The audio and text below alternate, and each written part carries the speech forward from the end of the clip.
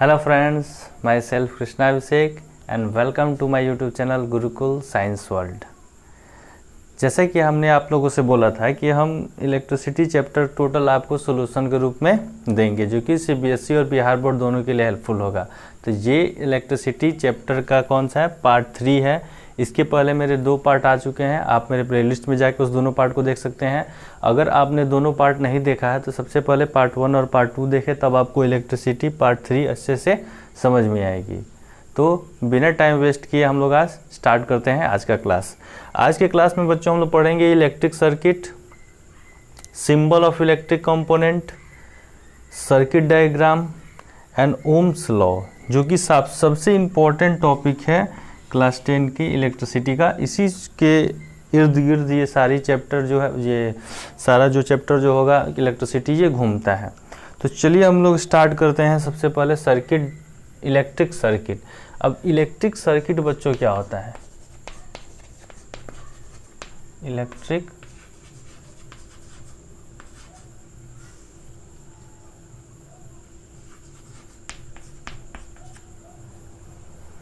Circuit, इसको देखिए क्या लिखा है, एक continuously conducting path consisting of a wire and other resistance and a switch between the two terminal of a cell or a battery along which a two electric current flow is called electric circuit। इसमें 2-3 चीज common देखना जरूरी है।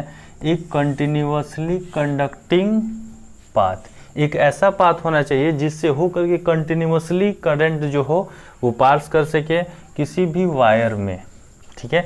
इसके बाद से बोला वहाँ पर रेसिस्टेंस भी हो सकता है या वायर भी हो सकता है और स्विच भी हो सकता है। Between the two terminal, 2 terminal के बीच। तो सेल के बारे में आप लोग पढ़े होंगे कि सेल में क्या होते हैं, 2 टर्मिनल होते हैं, चाहे वो सेल हो या फिर बैटरी हो।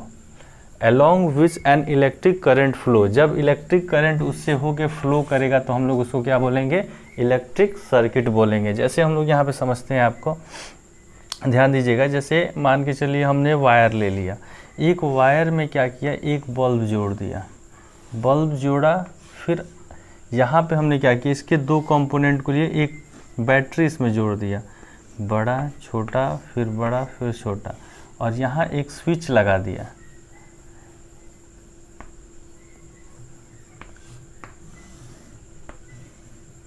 ये हमारा क्या हो गया, एक इलेक्ट्रिक सर्किट बन गया, जिसमें हमने बताया था बड़ा डंटा हायर पोटेंशियल, छोटा डंटा।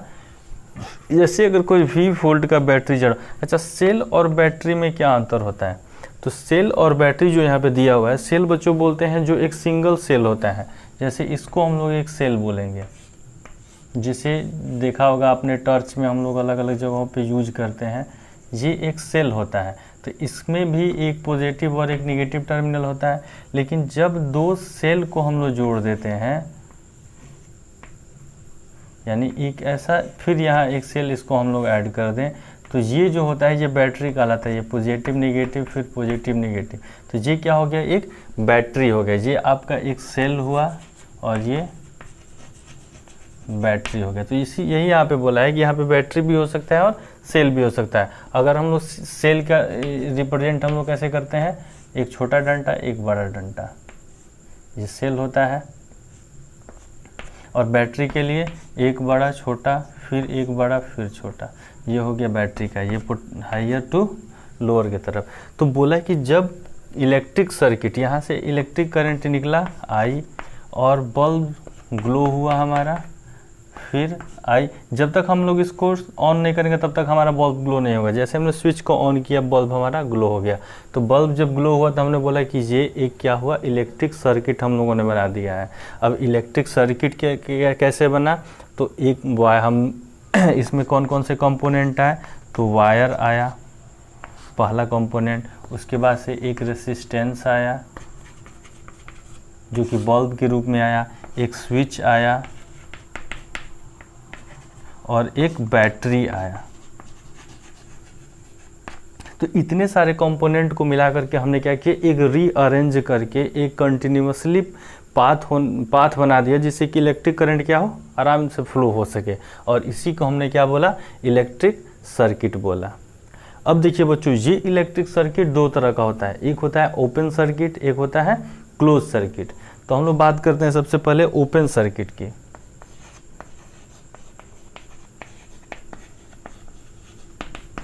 और यहीं पे हम लोग दोनों का डिफरेंस भी देख लेंगे सेकंड में।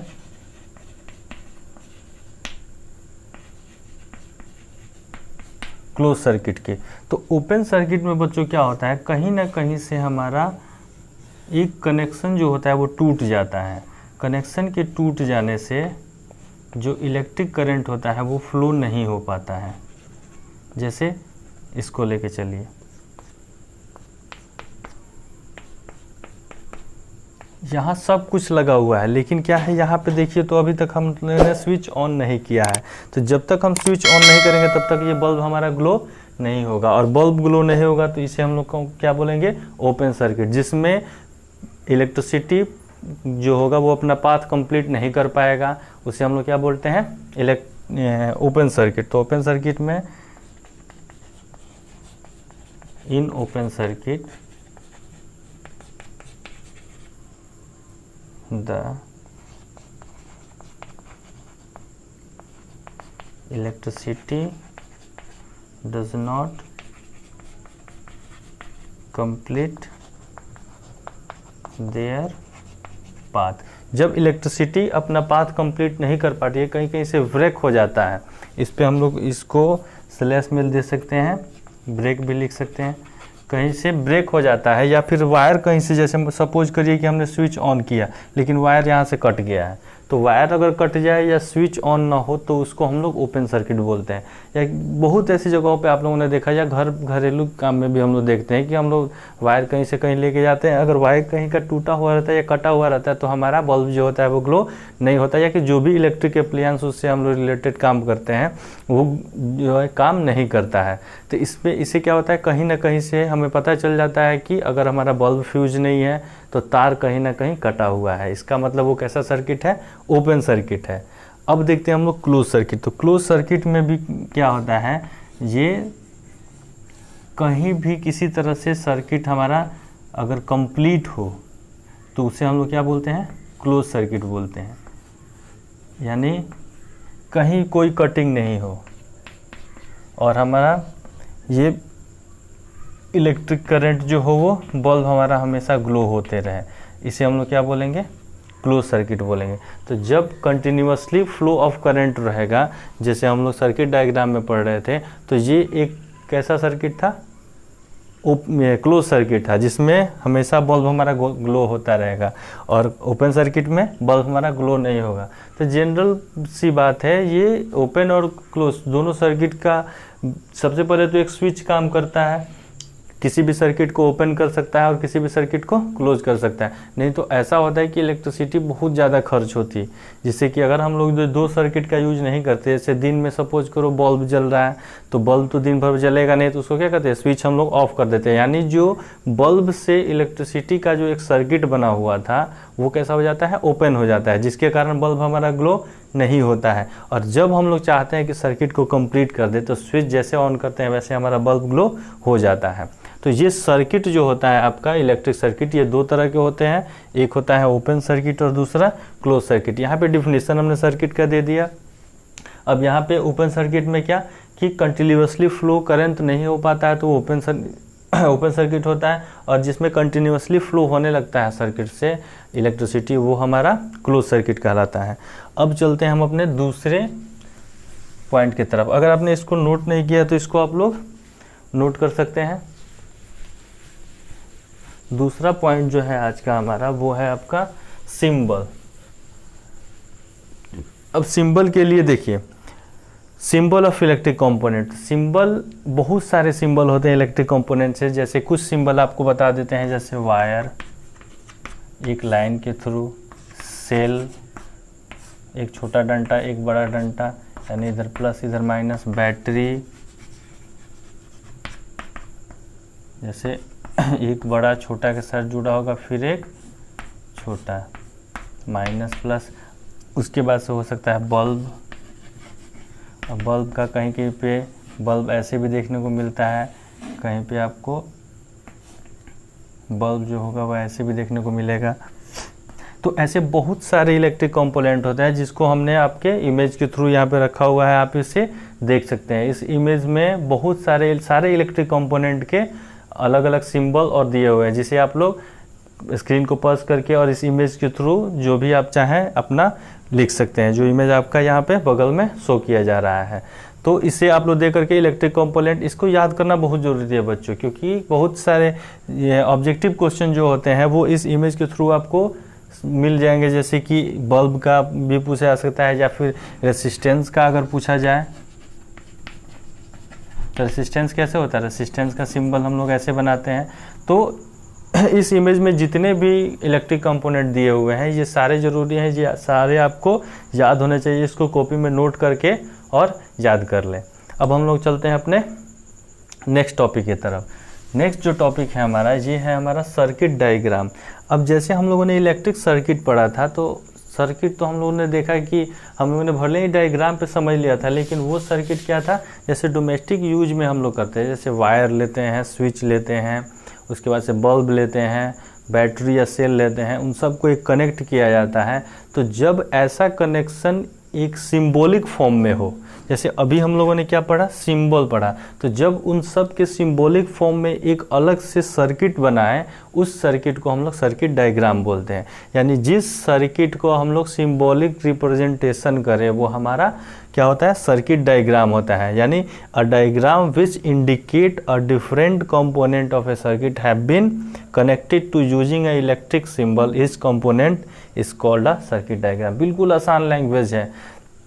वैसा सर्किट डायग्राम किसको बोलेंगे, जब इलेक्ट्रिक सर्किट में जितने भी कंपोनेंट आ रहे थे उसका सिंबॉलिक फॉर्म में रिप्रेजेंटेशन हो, यानी सिंबल के रूप में, सांकेतिक रूप से जब उसे हम लोग क्या करें, किसी ढांचे में बनाएं और रिप्रेजेंट करें, वो हमारा सर्किट डायग्राम होता है। यानी जैसे हम लोगों ने ये अभी फिगर बनाया था, ये सब सर्किट डायग्राम था। जैसे कि यहाँ हमने एक बल्ब रखा, फिर यहाँ मान के चलिए इसको स्विच दे दिया एक, यहाँ पे स्विच दे दिया, फिर यहाँ पे हमने एक बैटरी लगा दिया। तो ये क्या हो गया, ये सारी चीज़ें, ये स्विच है हमारा, ये हमारा बल्ब है, और ये हमारा बैटरी है, और ये वायर है। तो इन सब का हमने रिप्रेजेंट कैसे किया है, सिंबल में। जैसे वायर का सिंबल जो होता है वो एक लाइन के थ्रू होता है, तो इसका सिंबल हम लोग ऐसे दिया। बैटरी का सिंबल कैसे होता है, बैटरी का सिंबल अभी हमने बनाया है यहाँ, तो ये बैटरी का सिंबल हो गया। उसी तरह से बल्ब का सिंबल हम लोगों ने ऐसे बनाया हुआ, तो ये बल्ब का सिंबल हो गया। तो ये क्या हो गया, हर एक चीज़ का, जैसे स्विच का हम लोगों ने ऐसे सिंबल बनाया, तो हर एक चीज़ का हम लोगों ने सिंबॉलिक फॉर्म में एक सर्किट को रिप्रेजेंट किया है। इसी चीज़ को हम लोग क्या बोलते हैं बच्चों, सर्किट डायग्राम बोलते हैं। सर्किट डायग्राम क्या है, इलेक्ट्रिक सर्किट को जब सिंबॉलिक रूप में रिप्रेजेंट किया जाता है तो उसे हम लोग सर्किट डायग्राम बोलते हैं। अब चलते हैं बच्चों हम अपने अगले टॉपिक की तरफ। नेक्स्ट टॉपिक हमारा काफ़ी इंपॉर्टेंट टॉपिक है, इससे बहुत बार क्वेश्चन आया हुआ है। इसको अगर आप समझ में अभी नहीं आया तो फिर कभी समझ में नहीं आएगा। इसे काफ़ी ध्यान से और काफ़ी अच्छे से समझिएगा, जिसे हम लोग जानते हैं ओम्स लॉ के नाम से।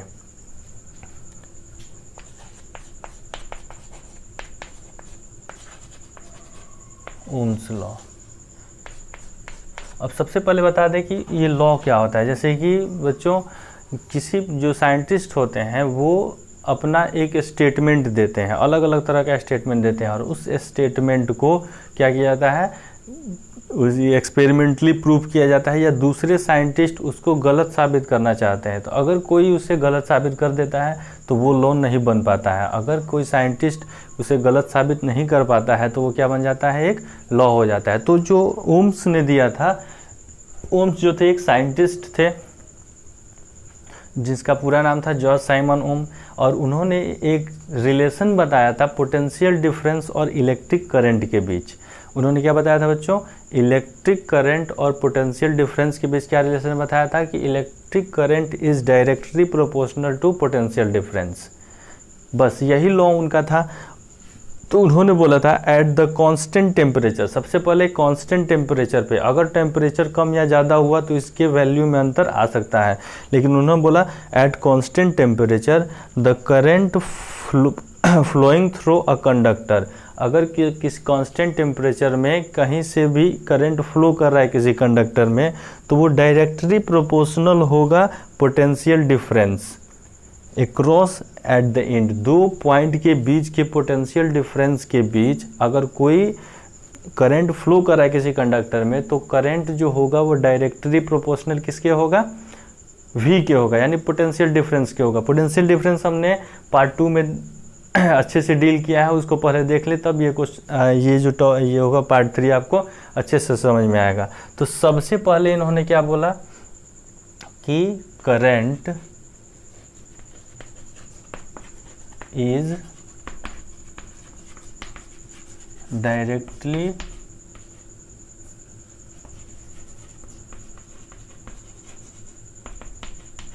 proportional to potential difference।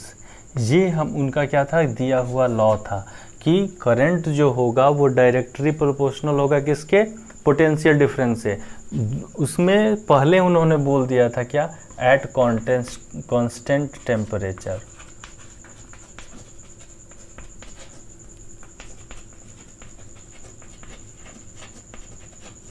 यानी कांस्टेंट टेम्परेचर पे जब हमारा इलेक्ट्रिक करंट जो होगा वो किससे होगा, डायरेक्टली प्रोपोर्शनल होगा पोटेंशियल डिफरेंस के। अब इसको हम लोग कैसे लिख सकते हैं कि I directly proportional to V, लिख सकते हैं इसको अच्छे से, I प्रोपोर्शनल टू। अब इसको ऐसे भी लिखा जा सकता है कि V directly proportional to I। अब जैसे हम लोग प्रोपोर्शनलिटी साइन हटाएंगे तो V इक्वल टू हो जाएगा R इंटू आई। अब ये R यहाँ पे आएगा जिसका नाम क्या है, रेसिस्टेंस। ये भी हमारा काफ़ी इम्पोर्टेंट टर्म है, एक रेसिस्टेंस भी एक अच्छा टॉपिक है इलेक्ट्रिसिटी से। तो जो देखा गया कि प्रोपोर्शनलिटी हटाने के बाद एक हमारा कांस्टेंट टर्म आया जो क्या था, रेसिस्टेंट था। उसके बाद से देखा गया कि V और I इक्वल टू क्या आ गया, रेसिस्टेंस। तो इससे 2-3 फॉर्मूले हमको मिले, एक तो V equal to R I, दूसरा V by I equal to R. तो इससे क्या हुआ कि पोटेंशियल डिफरेंस और इलेक्ट्रिक करंट का रेशियो क्या होगा, एक कांस्टेंट होगा। तो इसको हम लोग लिख सकते हैं द रेशियो ऑफ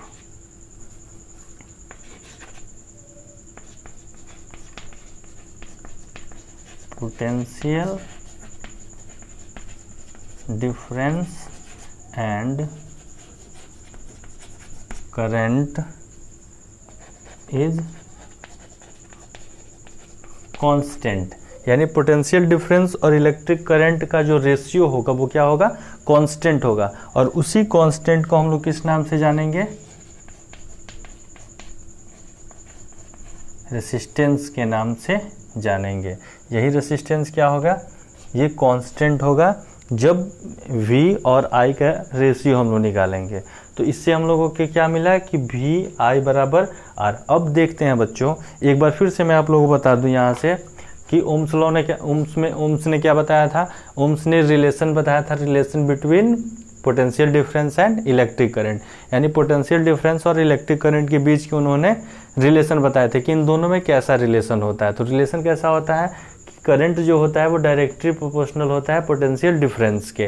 तो हम लोगों ने पोटेंशियल डिफरेंस भी डायरेक्टली प्रोपोर्शनल हम लिख सकते हैं इलेक्ट्रिक करंट के। तो इससे जैसे प्रोपोर्शनल हमने हटाया तो एक R कांस्टेंट आया, और इस R का क्या नाम था, रेसिस्टेंस नाम था। तो जब I को हमने इधर भेजा तो V by I equal to R, यानी पोटेंशियल डिफरेंस और इलेक्ट्रिक करंट का रेशियो जो आया वो क्या आ गया, एक कांस्टेंट आ गया।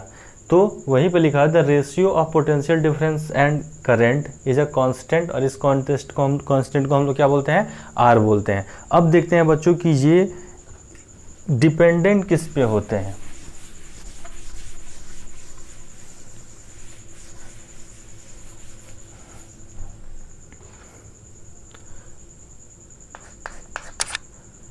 ये जो V इक्वल टू हमारा आई आर आया था, तो हमने क्या लिखा था, V जो था वो डायरेक्टली प्रोपोर्शनल टू R था, या V जो था वो डायरेक्टली प्रोपोर्शनल टू I था। इन दोनों की ये डायरेक्टली प्रोपोर्शनल है, यानी पोटेंशियल डिफरेंस जो होगा वो डायरेक्टली प्रोपोर्शनल होगा I और R के। ठीक है, तो when we double potential difference I and R are also double, यानी जब हम लोग पोटेंशियल डिफरेंस को डबल करेंगे तो I और R जो होगा वो ऑटोमेटिक क्या हो जाएगा, डबल हो जाएगा। ये एक रिलेशन हो गया। अब दूसरा देखिए, दूसरा रिलेशन हम लोग निकालेंगे इस वाले टर्म से कि भी आई इक्वल टू आर, ठीक है, या भी आई इक्वल टू आर। तो अब देखिए, भी को बढ़ाने से आर बढ़ता था, भी को बढ़ाने से हमारा आर बढ़ता था, भी को बढ़ाने से आई भी बढ़ता था। लेकिन अब आई इक्वल टू यहाँ से अगर हम लोग निकालें कि आई इक्वल टू तो हो जाएगा आर बाई भी, ठीक है, सॉरी, I इक्वल टू अगर हम लोग निकालें तो भी इधर है, R इधर आएगा, तो भी बाई आर। यानी यहाँ पे एक स्टेटमेंट हम लोग लिख सकते हैं कि I व्हेन, या इसको पहले लिख लीजिए,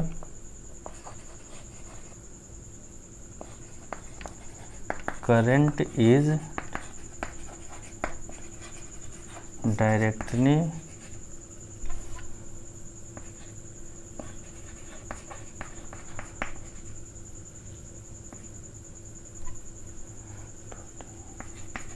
proportional to, current is directly proportional to V and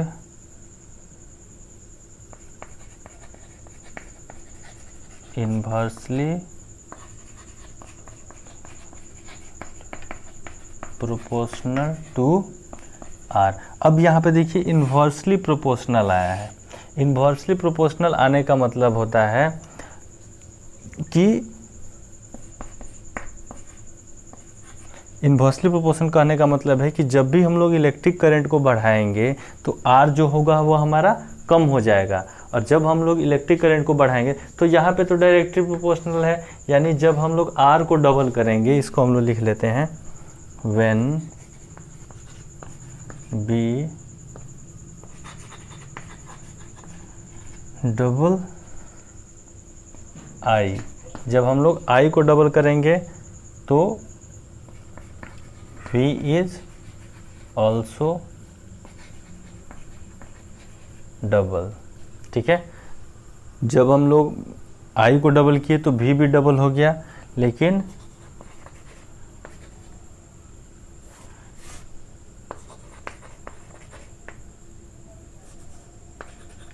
when we double I, R is half. ये क्या हुआ, R जो था वो आधा हो गया। यहाँ पे थोड़ा सा बच्चों समझना है कि ये जो था I जो था वो डायरेक्टली प्रोपोर्शनल था V का, और इन्वर्सली प्रोपोर्शनल था R का। तो इसको हम लोग ऐसे लिख सकते हैं, I directly proportional to V and I inversely proportional to R। यानी 1/, में जो हम लोग लिखते हैं तो वो क्या होता है, इन्वर्सली प्रोपोर्शनल होता है। तो इन्वर्सली प्रोपोर्शनल था I के, और यहाँ I जो था वो डायरेक्टली प्रोपोर्शनल था V के। तो डायरेक्टली प्रोपोर्शनल मतलब जितना हम लोग इलेक्ट्रिक करंट को बढ़ाएंगे पोटेंशियल डिफरेंस भी बढ़ेगा, लेकिन इलेक्ट्रिक करंट को बढ़ाने से हमारा रेसिस्टेंस जो होगा वो कम होते जाएगा, या फिर करंट रेसिस्टेंस को बढ़ाएंगे तो हमारा इलेक्ट्रिक करंट क्या होगा, कम होते जाएगा, क्योंकि ये डायरेक्टली नहीं इनडायरेक्टली यानी इन्वर्सली प्रोपोर्शनल है एक दूसरे के। तो वही यहाँ पे हमने लिखा हुआ है कि current is directly proportional to V and inversely proportional to R। इसलिए when we double I, V is also double, and when we double I, R is half. ये चीज़ ध्यान में रखना है कि R क्या होगा बच्चों, हाफ हो जाएगा डबल करने के बाद। किसको, I को डबल करने के बाद R हाफ होगा, तो R को अगर हम लोग डबल करते हैं तो R कितना हो जाएगा, तो R 2 गुना बढ़ जाएगा, इसका अपोजिट हो जाएगा, समझे। जब I को डबल किए तो R आधा हो गया, तो जब R को डबल करेंगे तो क्या होगा, R जो होगा वो हमारा कितना हो जाएगा, हाफ हो जाएगा। अब देखिए बच्चों, अगला टॉपिक हमारा क्या था, ओम्स लॉ, जिसको हम लोगों ने अच्छे से डिटेल्स में इसको ओम्स लॉ को पूरी तरह से कंप्लीट कर लिया। अब ओम्स लॉ से आने वाले जितने भी क्वेश्चन होंगे उसमें से एक भी आपको नहीं छूटेंगे। तो एक चीज़ और आप लोगों को बता दूं, इस वीडियो में हम लोगों ने पढ़ा electric circuit, symbolic of electric component, जो कि इमेज के थ्रू हमने आपको दे दिया था यहाँ पे, आपने उसको नोट कर लिया। नेक्स्ट था सर्किट डायग्राम के बारे में पढ़ा। नेक्स्ट हम लोगों ने पढ़ा ओम्स लॉ। अब ओम्स लॉ के बाद हमारे अगला टॉपिक जो होगा वह रेसिस्टेंस होगा। रेसिस्टेंस काफ़ी इंटरेस्टिंग टॉपिक है, तो आप लोग उसको देखना मत भूलिएगा। अभी जस्ट हमारा तुरंत आने वाला है इलेक्ट्रिसिटी पार्ट 4। ये था हमारा इलेक्ट्रिसिटी पार्ट 3। ये वीडियो आपको कैसा लगा ये हमें कमेंट सेक्शन में ज़रूर बताएं। अगर आपको कोई सुझाव हो तो उसे कमेंट सेक्शन में बोलें। वीडियो अगर अच्छा हो तो लाइक करें और हमारे चैनल पर नए हो तो सब्सक्राइब कर लें। तो ये वीडियो यहीं पे समाप्त होता है। हम लोग नेक्स्ट वीडियो के साथ फिर तुरंत आपके सामने प्रस्तुत होंगे। तब तक के लिए घर पे रहें, सुरक्षित रहें। आप सबको बहुत बहुत धन्यवाद।